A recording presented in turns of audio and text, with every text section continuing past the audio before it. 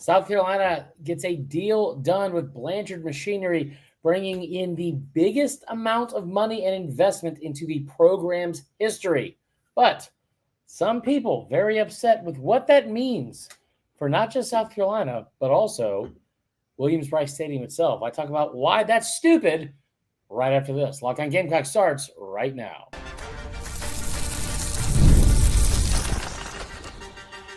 You are Locked On Gamecocks, your daily podcast on the South Carolina Gamecocks, part of the Locked On Podcast Network, your team every day.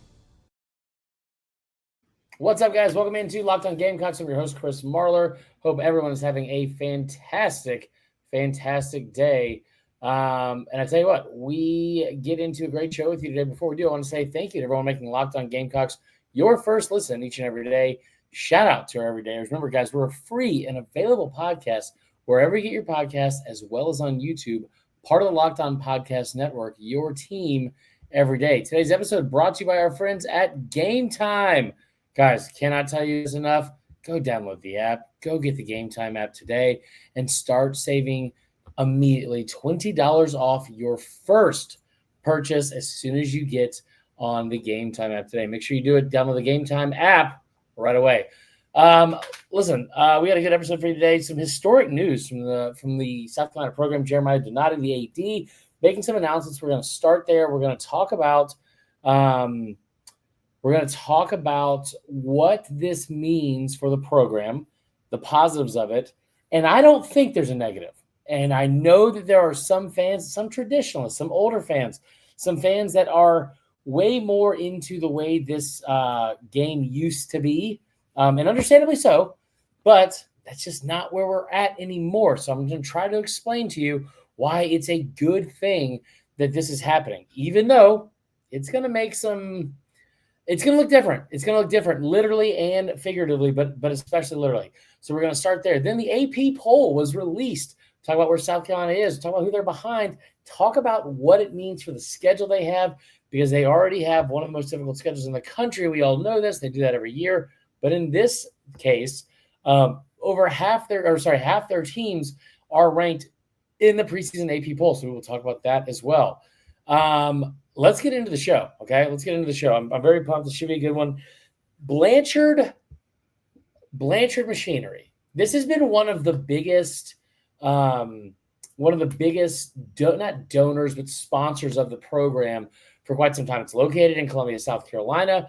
Blanchard Cat is probably what they're most known for, the heavy machinery and machine operating company that is, like I said, based out of their headquarters are based out of Columbia. They announced today, South Carolina announces there will be on-field advertising at Williams-Brice Stadium this fall. They're going to partner with Blanchard Machinery. The financials have not been released from it yet, but the strategic partnership will include on-field logos as well as future stadium enhancements.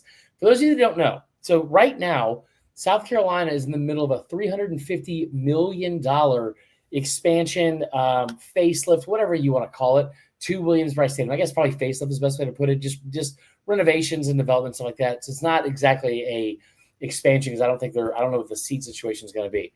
But what it means immediately is that about half of that money is going into that development and that project this year. So $175 million being sent to that right away. We've talked about this a lot. That this entire existence of South Carolina football, in addition to the SEC, is an arms race. It is an arms race, and there's no other way to put it. They are at the forefront of the arms race, but it is an arms race, okay? And you've seen this over the last decade or so. There's a reason why Texas A&M, the year after Johnny Manziel, was able to raise over $700 million, and they put it into Kyle Field, and they put it into that expansion, and the changes they made there. They made it to the indoor facilities.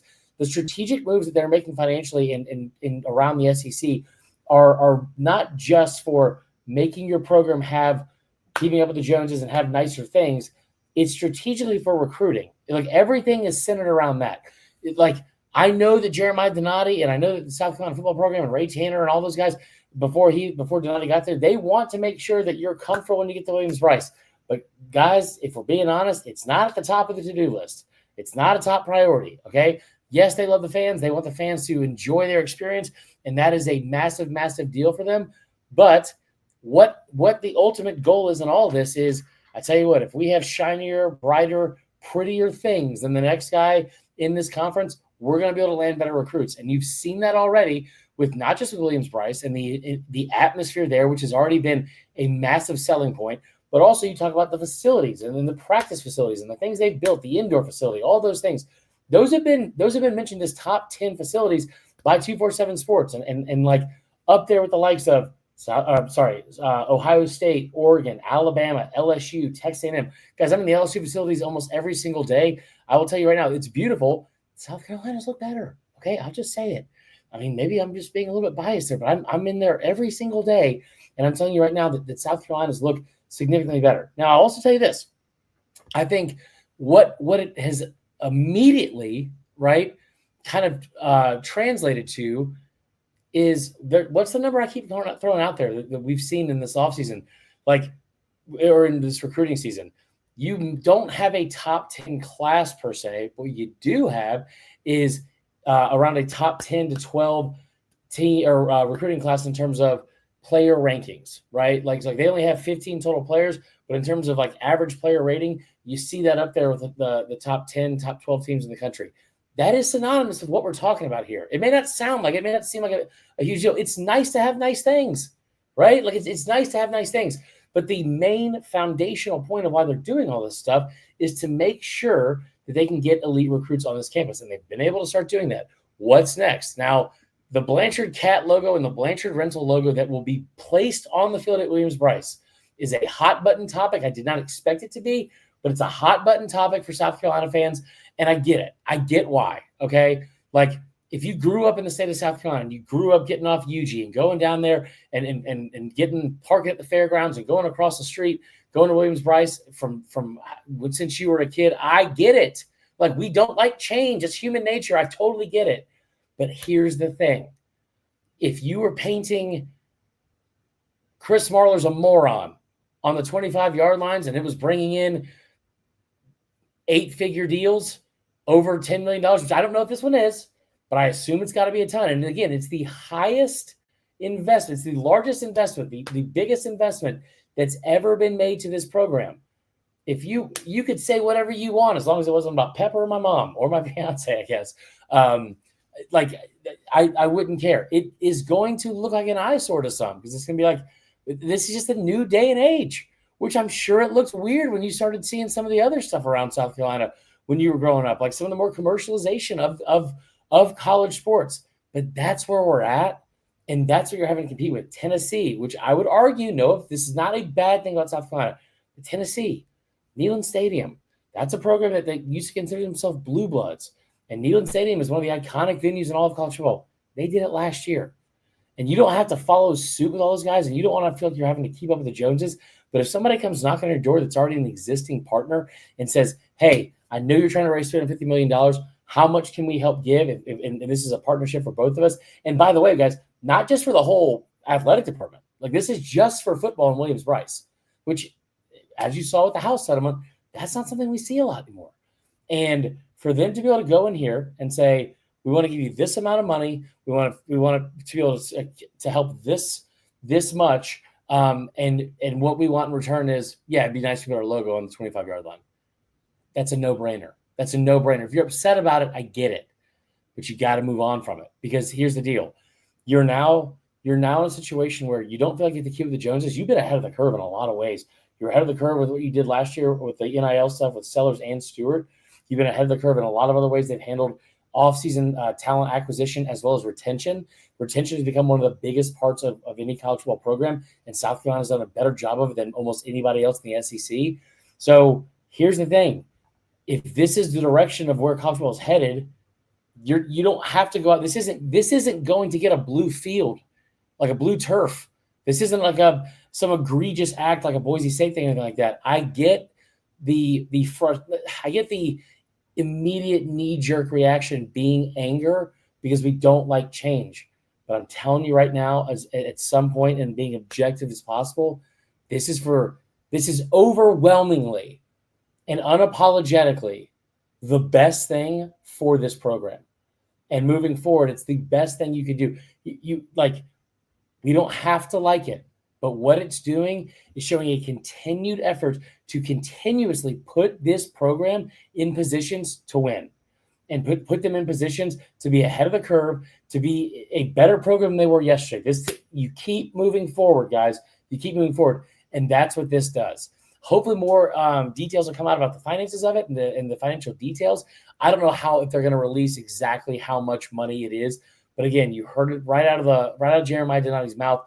It is the biggest investment in the history of our program. I tell you what, this is the actual quote on it. It says, "We're incredibly proud to join forces with Blanchard in this truly unique partnership. Having a locally owned and alumni-led company like Blanchard invest so meaningfully in our future is a testament to their deep commitment to both the university and the entire state." I will close with this before we get out of the first part of the logo, okay? It also says, in addition to the Blanchard logos on the field, it's a symbol of the progress we can achieve within our community. Our alumni and our partners work together. This partnership will help us create a world-class experience for our student athletes and fans. I'm grateful for Blanchard's vision, leadership, and support to Gamecock athletics. There's a thing that I want to go over real quick before we go to break. I know it's been a long segment already, but you talk about like I look at a place like Auburn, and Auburn has Jimmy Rain, the guy from Yellowwood. That guy is the only billionaire, one of like 3 billionaires in the state of Alabama. He is one of their primary backers and boosters that donates money to the football program and to the athletic department, but mainly the football program. You don't have that in this state, right? Finding it may feel like you're selling out, or the commercialization of it is like kind of bastardizing the whole, like the something that's like traditional that you loved that didn't seem like it was for sale or whatever. I don't know the mindset behind it. This is not a bad thing. And having a locally owned, alumni-owned company invest this much money into your program says way more positive things about where you're at and what you're able to do in terms of raising money and being able to compete in stuff like this on the field, off the field, literally being able to compete with the rest of the SEC. This tells me so much more about where this program is headed versus where people think it is. And that's a big, big win. All right, that is enough for the first part of the show. When we come back, we're going to talk about the AP poll, it being released, and where South Carolina falls in the AP poll. We'll be right back with more Locked On Gamecocks right after this.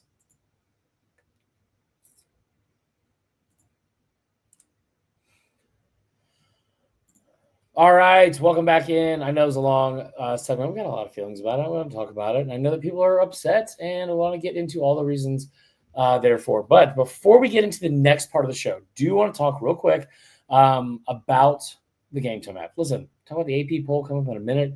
South Carolina's got 6 ranked opponents. Maybe you're trying to get some tickets to one of those games against those 6 ranked opponents. I don't know. But I tell you what, I do know this. We've all been there before, logging on early, waiting forever. You're trying to get concert tickets or anything like that in that realm. Live music should be about making memories, not dealing with the stress of ticket shopping. That's where Game Time comes in, guys. Game Time makes getting concert tickets faster and easier than ever. Prices actually drop as it gets closer to showtime.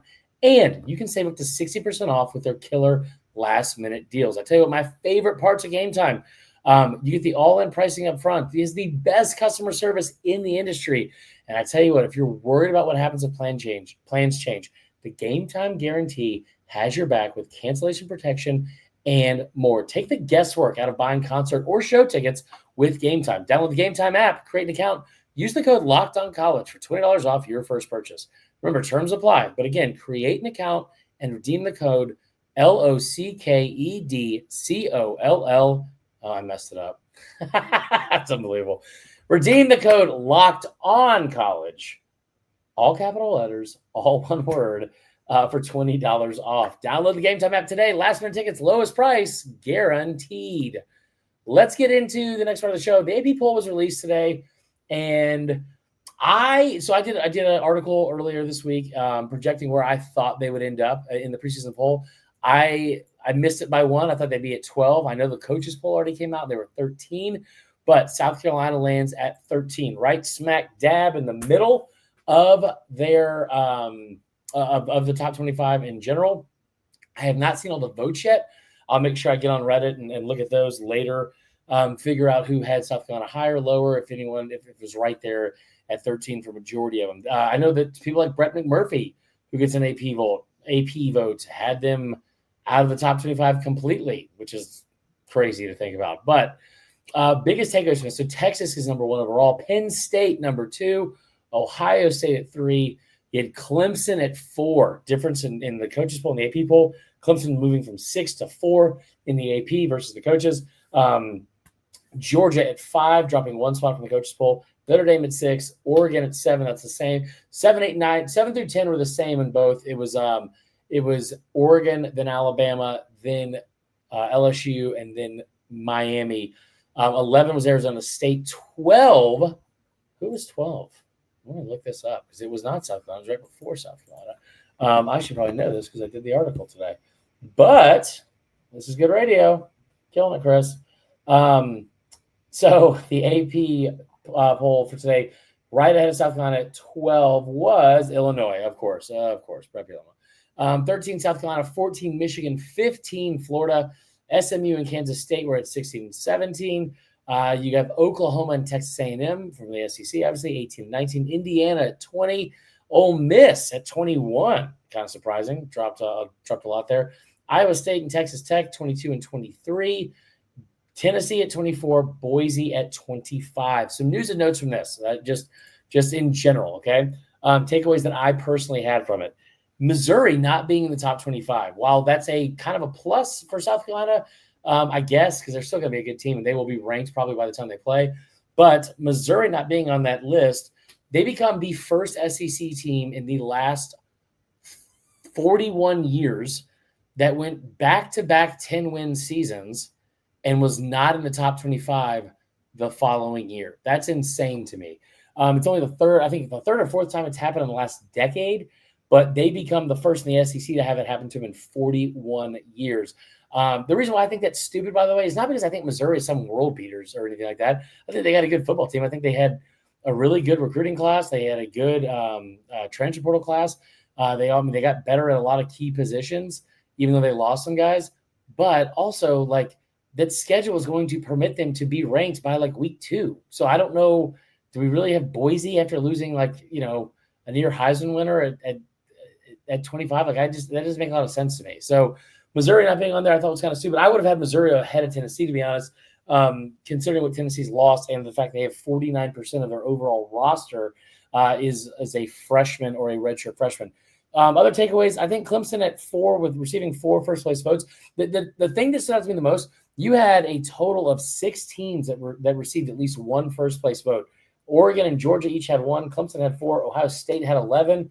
Ohio State, the team that won the national title like 9 months ago, they had 11. They're ranked 3rd. Penn State and Texas nearly had were tied for the most. Texas had 25, so they're your number 1 overall team. It's for the first time, by the way, in program history, which is kind of wild to think about Texas. And then Penn State had 23. That's another big takeaway I had. Penn State being at 2, ahead of Ohio State. You're talking about Penn State being – listen, I think they're going to be really good. Of course, they're the ceiling and the floor is 10 wins every year. They are – I've said this before, they are the Jurassic Park of college football. How many times do we have to see this movie? I'll still go watch it, but how many times do we have to see this movie and pretend to be surprised when something goes awry? What? Dinosaurs, they attacked you? What? That's crazy.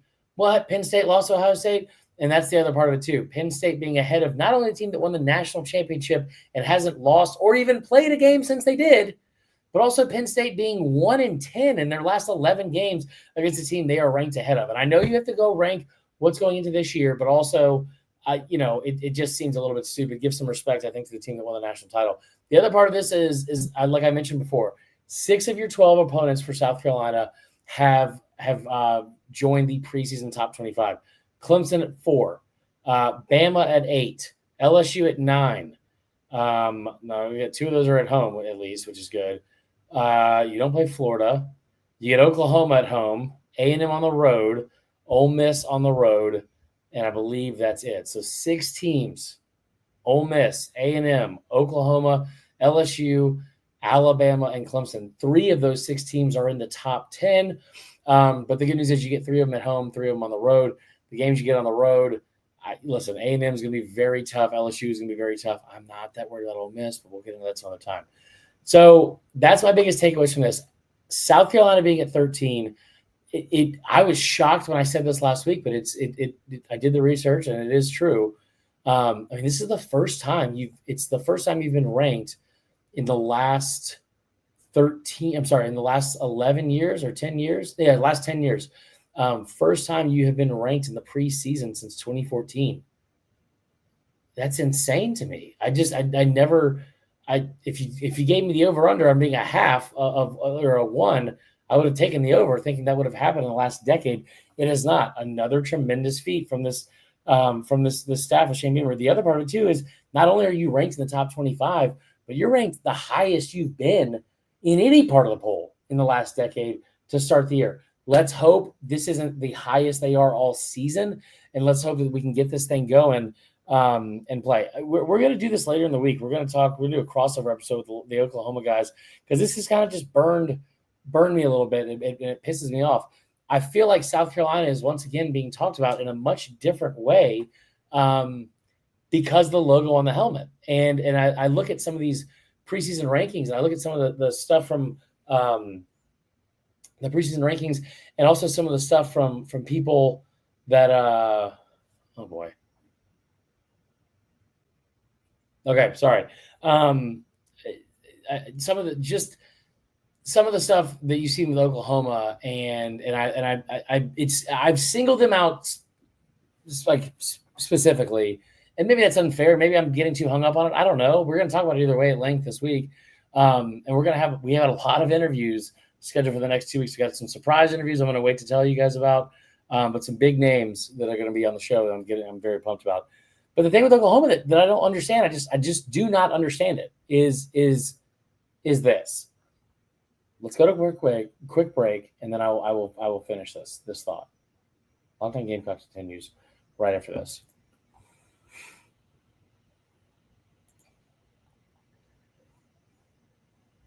All right, believe it or not, that was not like a planned transition. We're just having some storms over here, so I want to make sure everything was set up correctly and not going to go out on us during the show. So I apologize for the abrupt transition, but here we are. Oklahoma,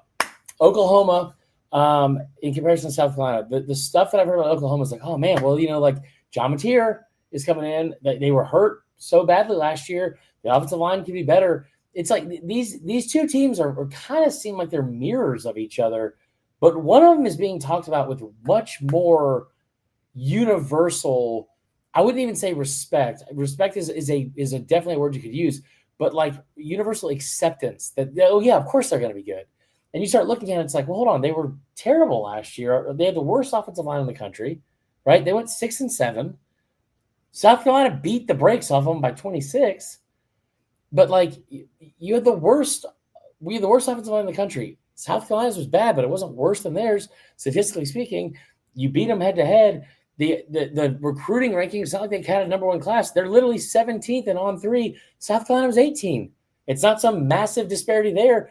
You had a much better recruiting or a transfer portal class than them because they were ranked 50th in the country and lost 37 players. And if for some reason this entire idea that they're going to be great is only based off John Mateer being an elite QB, guess what, guys? We got one of those too here in Columbia.